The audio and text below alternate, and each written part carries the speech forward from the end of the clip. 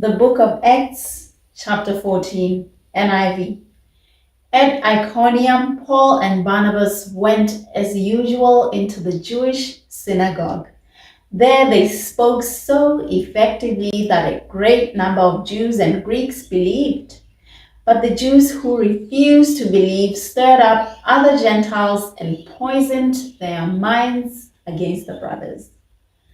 So Paul and Barnabas spent considerable time there, speaking boldly for the Lord, who confirmed the message of his grace by enabling them to perform signs and wonders.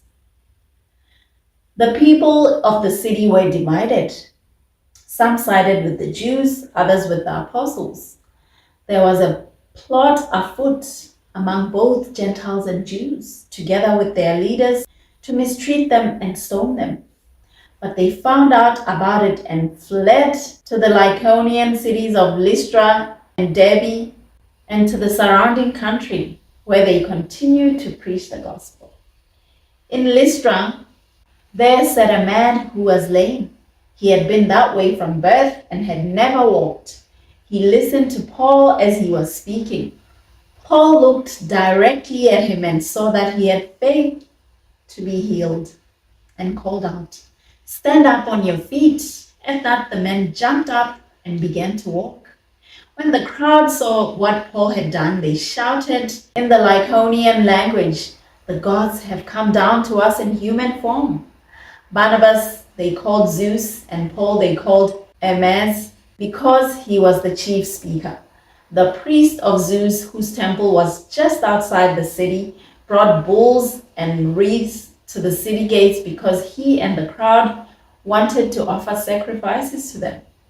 But when the apostles Barnabas and Paul heard of this, they tore their clothes and rushed out into the crowd shouting, "Friends, why are you doing this? We too are only human like you.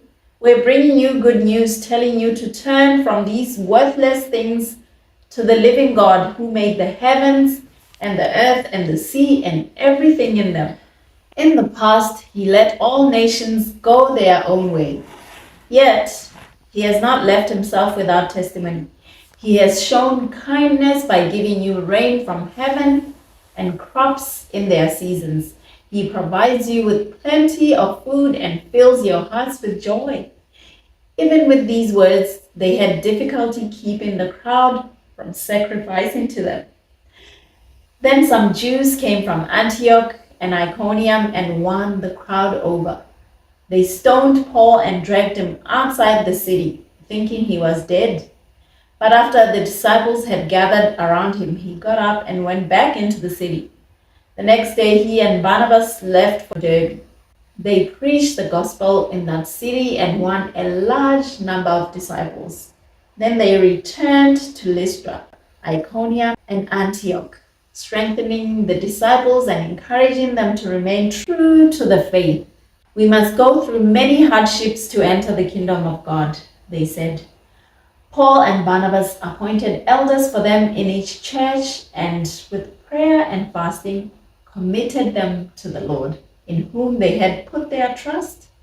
After going through Pisidia, they came into Pamphylia, and when they had preached the word in Perga, they went down to Attalia. From Attalia, they sailed back to Antioch, where they had been committed to the grace of God for the work they had now completed. On arriving there, they gathered the church together and reported all that God had done through them and how he had opened a door of faith to the Gentiles. And they stayed there a long time with the disciples.